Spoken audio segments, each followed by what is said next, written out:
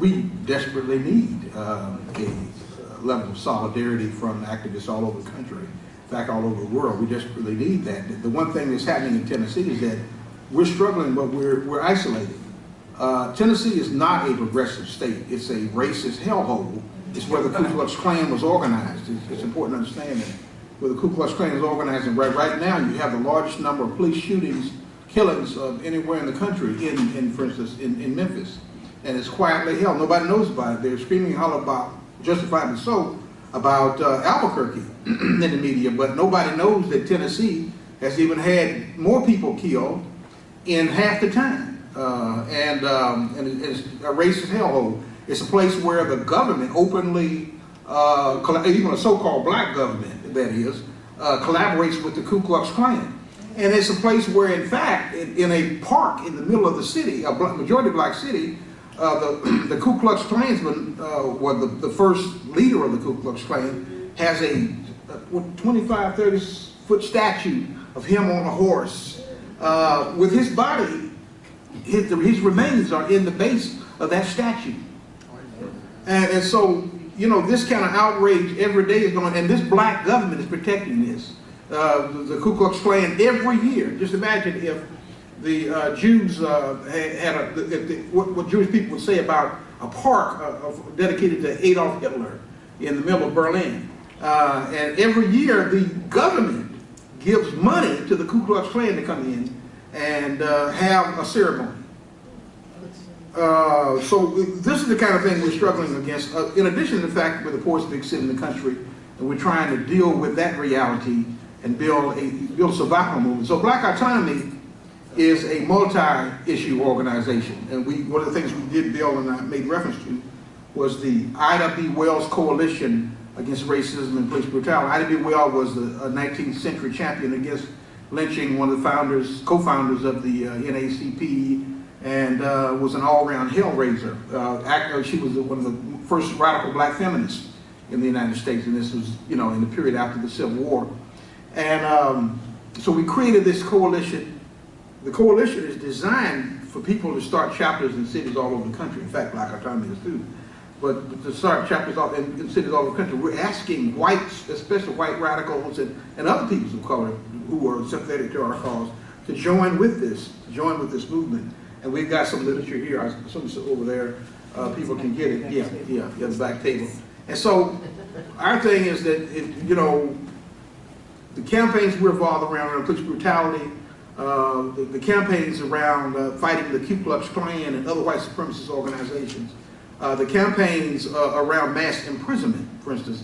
We're trying to build, I mean, in lieu of no movement existing right now, we're trying to build a movement, working with others to deal with mass imprisonment, especially of peoples of color.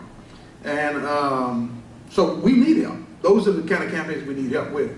And you contact us if you're interested on whatever level. If you just want to make a donation, we'll damn sure accept it because we're so broken.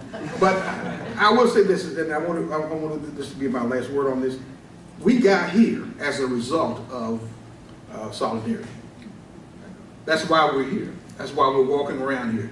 I'm out of prison today as a result of solidarity because of the Anarchist Black Cross and other organizations all over the world. So solidarity can be a real thing. It can be extremely powerful. It can change your life. It can change the world.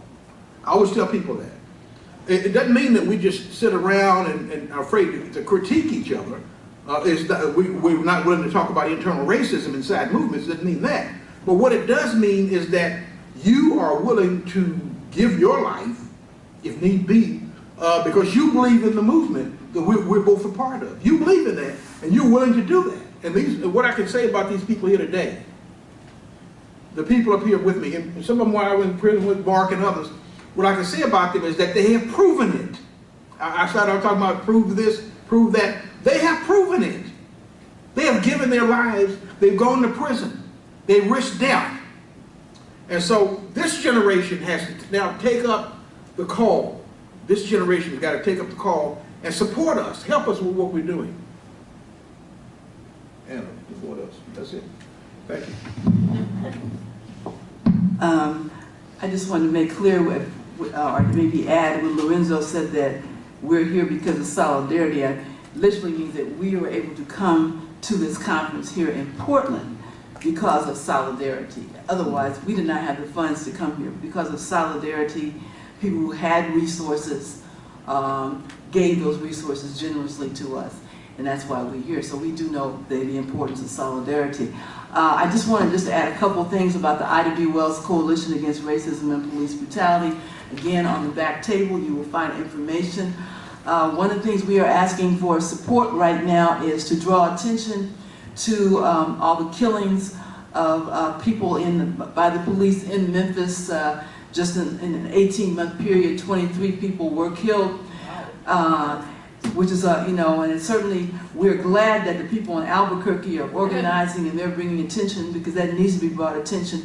But the killings in Memphis happened in a lot less shorter period of time, but nobody knows about that because, it's being covered up. So as part of our campaign to bring attention to what's going on, the Ida B. Wells Coalition, we are starting online calls for boycotting Memphis, boycott Memphis tourism. If you pick up one of these, you'll get our email address.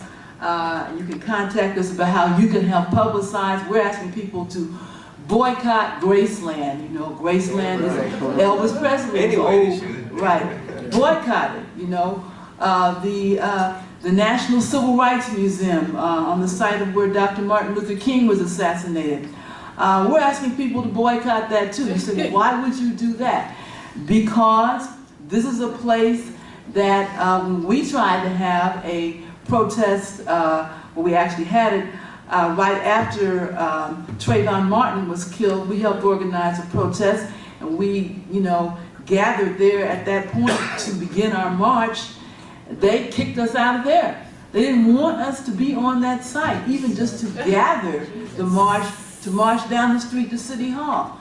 A woman a black woman whose baby was castrated last year, she tried to go down to the National Civil Rights Museum and pass out flyers and get support for her cause.